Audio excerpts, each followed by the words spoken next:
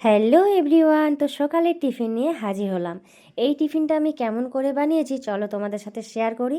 আর বাচ্চাদের যদি তোমরা নিত্য নতুন টিফিন রেডি করে দাও তাদের কিন্তু খুবই ভালো লাগবে।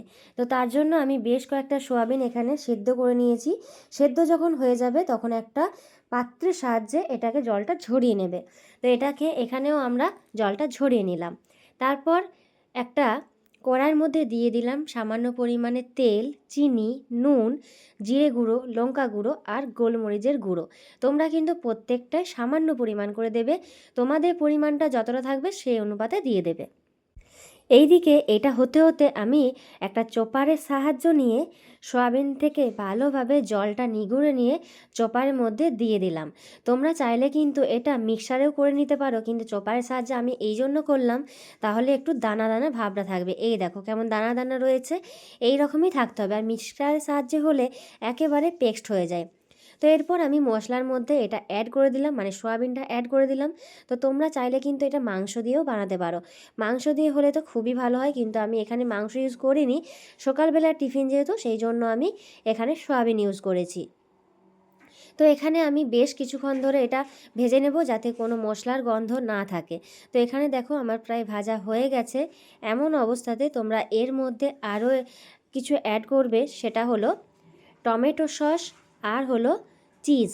তো এটা কিন্তু অল্প অল্প পরিমাণে আমি ব্যবহার করেছি। দেখো এবার চিজটা যখন গলে যাবে ততক্ষণ পর্যন্ত এটা ভাজতে হবে। আমিও এখানে বেশ কিছুক্ষণ ভেজে নিচ্ছি, কারণ চিজটা দেখো এখনও কিন্তু গলেনি। যতক্ষণ গলবে ততক্ষণই ভাজতে হবে। তো চিজ খুব তাড়াতাড়ি গলে যায়। এখানে আমারও প্রায় রেডি হয়ে গেছে মশলাটা। তো এটা কিন্তু এইভাবেই করে নেবে। তো তোমরা চাইলে আরও অন্য ধরনের মশলা ইউজ করতে পারো, কিন্তু সকালে যেহেতু টিফিন তার জন্য আমি অল্প অল্প মশলা এখানে ইউজ করেছি।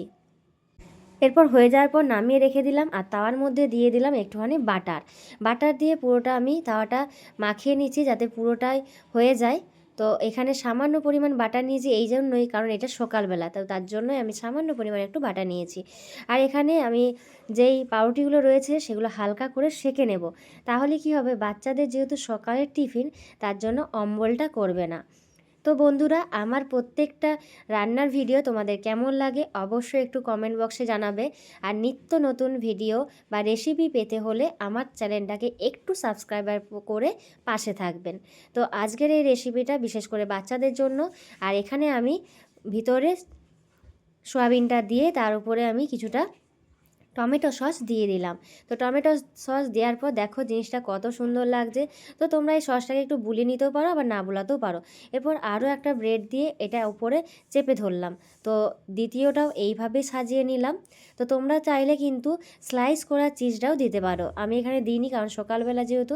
তো এখানে দেখো আমার পুরো প্রায় রেডি হয়ে গেছে। এরপর মাঝখান থেকে কেটে নিলাম। তো দেখো ভিতরের জিনিসটা কত সুন্দর হয়েছে। এই দেখো একেবারে পুরো মাংসের মতো। আর বাচ্চারা কিন্তু সোয়াবিন খেতে খুবই পছন্দ করে, আর সোয়াবিনের যে কোনো রেসিপিই বাচ্চাদের খুবই ভালো লাগে বলে আজকে আমি মাথা থেকে এটা বার করে এটা বানালাম। তো এটা একেবারেই নতুন, আমার কিন্তু খেয়ে দারুণ লেগেছে।